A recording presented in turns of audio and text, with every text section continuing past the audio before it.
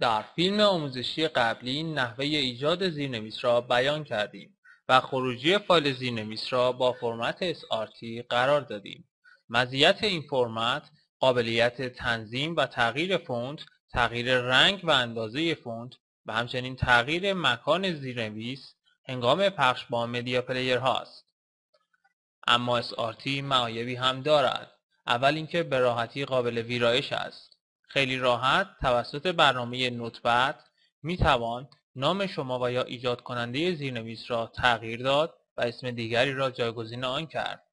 دوم آنکه زیرنویس های SRT قابل نمایش در DVD پلیر ها نیستند و همچنین برای خوانده شدن در ویندوز زبان فارسی ویندوز شما باید فعال باشد. ساده ترین برنامه برای انجام این تبدیل تکست تو وبساب است. برای دانلود آن می توانید به آدرس www.trustfm.net مراجعه کنید. پس از دانلود و اجرای برنامه با محیط روبرو مواجه خواهید شد. با کلیک بر روی لود SRT فایل زیرنویس مورد نظر خود را انتخاب کنید. چنانچه از فریم ریت فیلم خود مطلع نیستید می توانید با اجرای فیلم خود و گرفتن پراپرتیز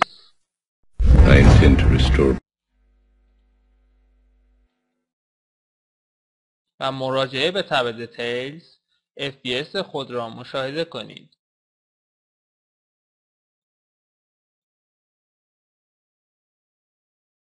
پس در قسمت FPS فیلم را وارد می کنیم.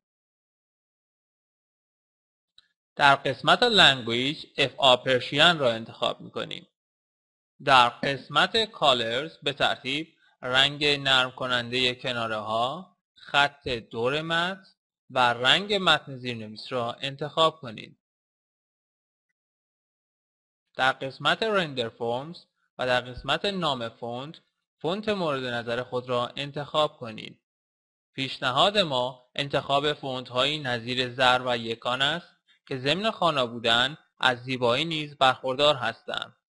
در قسمت فونت چارست، دیفالت و یا عربیک را انتخاب کنید. در قسمت فونت استایل می توانید استایل مورد نظر خود را انتخاب کنید. توصیه ما انتخاب یکی از دو گزینه نرمال و یا بولد بر اساس فونتی است که انتخاب می کنید. در قسمت فونت سایز نیز اندازه فونت خود را می توانید انتخاب کنید.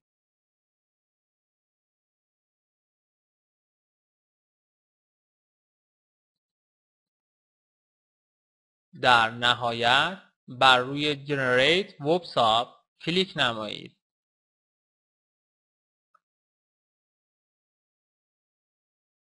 بر روی اوکی کلیک کنید. دقت کنید فایل های SRT و SAP در همان مسیر فایل SRT شما ایجاد خواهند شد.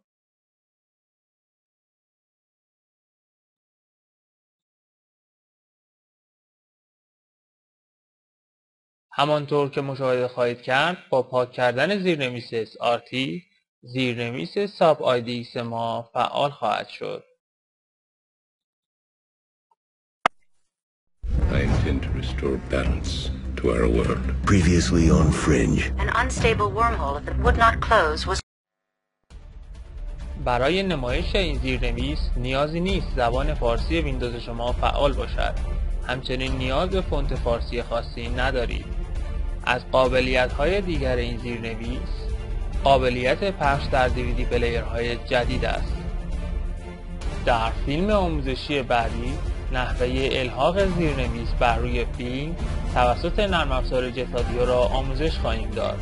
موفق باشید.